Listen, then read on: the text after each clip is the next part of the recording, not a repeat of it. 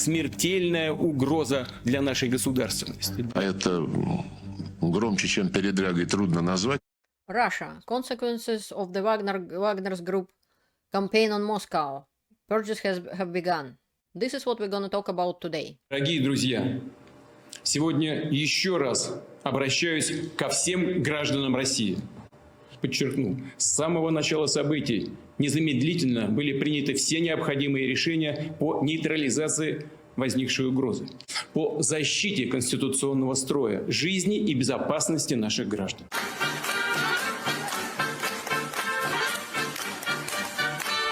And now Putin is trying to restore his damaged reputation by any means possible and pretend that everything is fine. Putin or his body doubles traveling and shaking hands with people, and before, people should be on quarantine over the 10 days just to be able to meet Putin, just 2 weeks ago. And now he shaking hands with people, kissing people.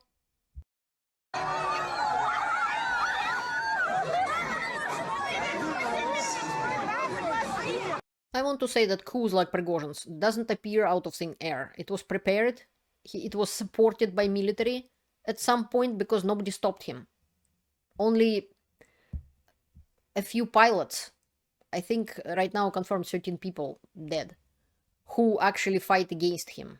And he knocked down those planes and helicopters and killed those people.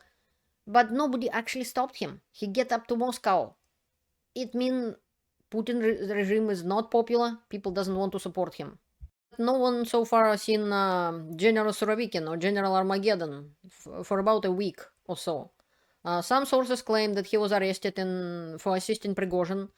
Other refers that to Western intelligence and even Financial Times to say that Surovikin knew about the planned rebellion, which is why he was questioned by military prosecutor's office for several days. But Surovikin is still free, it sounds like it. His daughter confirmed that, oh no, nothing happening and so on. So it's hard to say because there are no confirmation that what actually happened. Surovikin actually is an honorable member of Wagner PMC, by the way. But the reality is that hero of Russia and commander-in-chief of air space forces of the country, deputy commander of so-called special military operation in Ukraine, just disappeared for a week and no one knows where he is. And even the army and security forces didn't have information about him because just simply nobody knew. Otherwise it would have leaked by now into the press and so on. Maybe because he has ties with Prigozhin and he was questioned about it. And the latest news about General Surovikin. A director of civil rights organization Russia Behind Bars, Olga Romanova, said that one of her representatives wrote him a postcard and sent it to Lefortovo jail, Lefortovo prison. It's a famous prison in Russia. And the card wasn't returned back to the sender, this is how the human rights activists checking out to find out if there is certain prisoner in certain jail. If he's there, then the parcel or card would be delivered, and if he's not, it would be returned back to the sender. So he probably in that prison, but again, it's unconfirmed at this point, but this is the latest information about that. By the way, Chief of General Staff of Armed Forces of Russian Federation, General Gerasimov, also kind of disappeared, vanished. And so was Shoigu. He just now made a statement about the coup, but before that, for about over a week, he was hiding or was questioned as well, and who knows. Prigozhin himself also disappeared, but he recently come out his speech, a short speech, which I'll show you also in a minute. And I want to say that Prigozhin's rebellion showed cowardice of Putin and his regime and all his elites. Everyone saw that emperor is naked and Putin's stability is a myth. If the commander of the small military group, actually, I want to say that most likely it wasn't 25,000 people with Prigozhin, just about 8,000, because always there are not just army people, but support people, mechanics and so on, like they're not really fighters, right? And if that mutiny, coup, rebellion wasn't stopped immediately, not on the border of Russian Federation, not anywhere until it get to Moscow, and it stopped all by itself. It's not really was stopped by the government or anything. According to the source of Russian VCHK OGPU Telegram channel, Yevgeny Prigozhin is trying to solve the recruitment issue in Belarusian prisons and colonies, and he seems to have already received approval from Alexander Lukashenko. All that remains is to find a reason for recruitment. VCHK OGPU source told about the prospects of Wagner PMC. The mercenaries were told that almost all of the group is going to Belarus. Those who remain in Russian Federation for the most part will remain near Luhansk. According to the interlocutor, all the key figures are now located in Belarus, including the head of the PMC, Yevgeny Prigozhin. And after several days in silence, Prigozhin recorded a new audio message. He said his march for justice was intended to fight the traitors and mobilize society, promising that you will soon see our next victories on the front. Сегодня нам как никогда нужна ваша поддержка. Спасибо вам за это. So who is the traitor? Prigozhin dumped his troops and betrayed them as much as Putin, who ran away from Moscow. So I am very surprised to hear that he is thinking about something staying in Belarus. I saw the pictures about that in Belarus they kind of building camps, but as far as I know, until today, like even today, there are no proofs that Wagner troops are actually in Belarus. I did not see confirmation on that until just about now in that Warthog Defense. And as to Prigozhin, this video was the only one which I saw for all this time since the coup, except there was information that Prigozhin visited St. Petersburg. Warthog Defense is a reliable channel, but I highly doubt, like I don't see any confirmation from anywhere else that Prigozhin troops are in Belarus so far.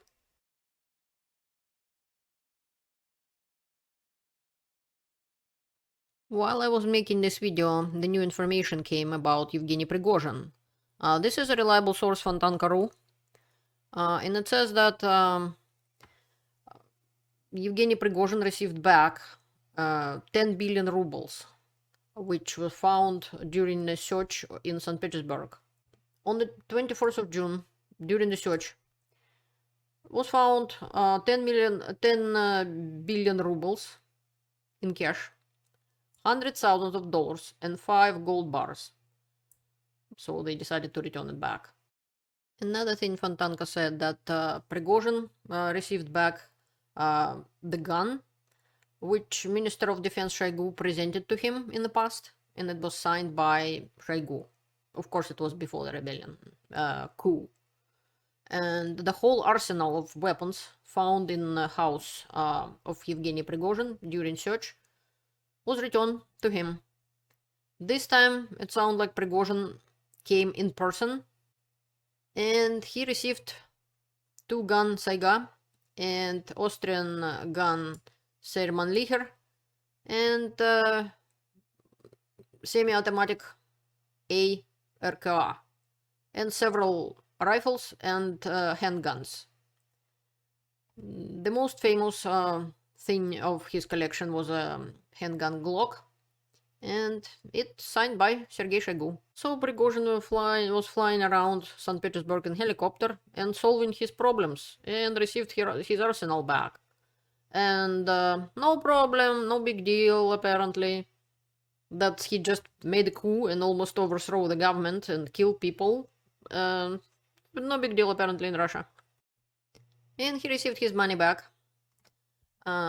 Also, there is information that not only Prigozhin himself, but his doubles also, it seems like, going around. Prigozhin was in St. Petersburg, and there is information he was in Moscow as well.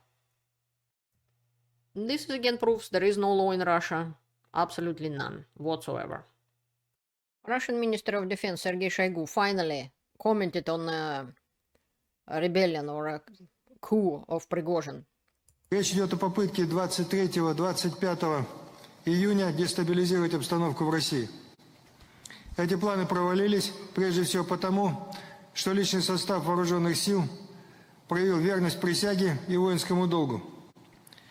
Провокация не повлияла на действия группировок войск. Военнослужащие мужественно и самоотверженно продолжали решать возложенные на них задачи.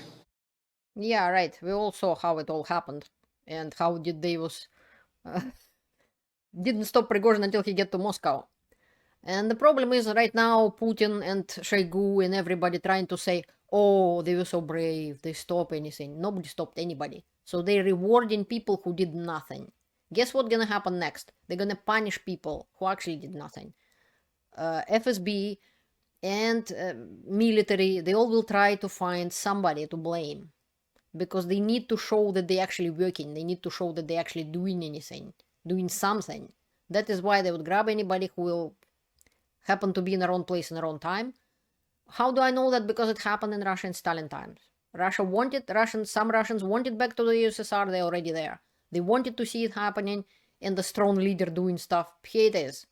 Purges already begun and already some officers getting arrested and already FSB looking for people to blame. And they will find them. No doubt about that.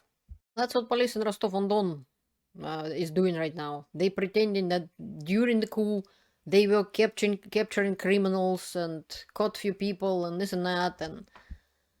But people didn't stop Prigozhin either. And the reason for that solidarity is quite simple. The state treating its citizens like trash. They don't care about Russian citizens. Neither Putin, no Shoigu, no Prigozhin. Nobody. And it's always was like that. During the USSR time, during Russian time, even during Gorbachev time. The problem isn't even local issues, such as lack of equipment, ammunition, poor supply lines, or something like that, corruption, glowing basically military incompetence in Russian army, and in every officer, including 4-star generals. Russian government is a corrupted bunch of thugs who turn a blind eye to the problems of Russian people for way too long. And people just tired. And that's why neither Russian people nor Russian army stopped a coup because they wanted to get rid of Putin. And they not stop Wagner. And if that would have happened, Prigozhin wouldn't have captured two cities with the population over 1 million people. It wouldn't happen. And he came close to Moscow, that is why. And crumbling Russian economy, raising prices, very little salaries and so on, it's piling up. As an economist, I can say Russian economy gonna collapse. It's not in a good shape. I'll make another video about that. I don't talk about Russian economy because it's fake. Like, no point to talk about fakes. But I will probably make one video about that. Infrastructure crumbling and lack of opportunities. If the best social lift for people to go to war, it tells a lot about Russian society. And that is why some people welcomed Prigozhin and his troops. That is why you saw some people greeting him on the streets and so on. But there wasn't all that many of them. I'll show you the picture from the meeting of Navalny. There was way more people there. This is 2021. This is a protest action for Alexei Navalny. You see how many people. More people didn't come to see Prigozhin because also they don't trust Prigozhin either, but at least as some lady told to the TV Rain station that they basically so tired of Putin, they can follow anybody who will say, let's go get Moscow. Let's go on Moscow. Even Prigozhin. Not because they like Prigozhin, because they really, really dislike Putin. So the disregard of Russian well-being and Russian people, this is what happened. This is why people like Prigozhin rise, and this is why people were tolerating him and stuff like that. Since Prigozhin's campaign ended, nothing has changed. The Russian government didn't start to look more after Russian people or doing anything to change the situation, which is there are real problems in Russia and government is doing nothing to solve it. And that is why it would be somebody else. Prigozhin just showed the way. And the fact that nobody was punished, if you come out on the street with an empty piece of paper or with a slogan saying that you against war, you will get arrested and you will get years in jail, like Navalny or like Alexei Gorinov, who got 7 years just because he said, let's take a moment of silence about the kids who died in Ukraine. Or the Masha Moskaleova, the girl who drew the little picture against the war. Her father got 2 years in jail. But if you come to protest with tanks, then you will get heard, and the Russian government would say you are heroes, and you're not gonna get punished, apparently. That's what Prigozhin's coup showed to people. Clear and simple. And so Girkin Strelkov was right criticizing Putin, and Prigozhin could deceive Russians with his fake support and pretending an oligarch is on their side, and he give them promises of protection and stability as Putin, and neither one of them fulfill those promises. But it could become attraction to some people who really tired with Putin and want some change. But we know better. We know that Prigozhin isn't a savior, and he's not a fighter for democracy. He's a criminal, a war criminal, who killing people with sledgehammer, and Putin paid for it. Putin paid for Prigozhin mercenaries groups killing people, raping people. Nuzhin was killed by sledgehammer. It's all paid by Putin. So Russia is a terrorist state, and it's paying to the terrorist group to do the terrorist activities. That is why Prigozhin and Putin are the same. They are terrorists and the bad guys. And right now, Russia is preparing terrorist attack on Zaporizhzhia nuclear plant. And according to President of Ukraine Zelensky, it is in danger. It's not only mine, but Russian people are leaving it. They said something about that by July 5th they have to leave, but in general, according to Ukrainian military expert Roman Svitan, it sounds like more by 12th, when they would be in, or whatever day would be the NATO meeting. They kind of just trying to get people out of the station before that. Please appeal to your politicians that pressure should be applied on Russia and it has to stop. And Putin and the Russian government, and so is Prigozhin, has no interest in making changes in Russia. They have no interest in stopping the war in Ukraine. And Prigozhin said as much, that despite that he is marching on Moscow to show something to somebody, he's not going to stop the war in Ukraine or interfere with Russia and prevent them from killing Ukrainians. That is why neither of them are good people. But Prigozhin showed people the way, and the situation isn't changing. That is why rebellions will happen again. So, in the end, the fate of Russia is in the hands of Russian people, in the hands of its citizens. I hope they will find the strength to fight Putin, Prigozhin, or anybody, put an end to Putin's regime and his oligarchs and that corruption, stop the war, pay the reparation and compensate for the damage to Ukrainians, and work towards democratic foundations in Russia and building a prosperous, inclusive society for all its people. That's what I'm hoping for. Thank you for your attention, and have a great day or evening. See you soon.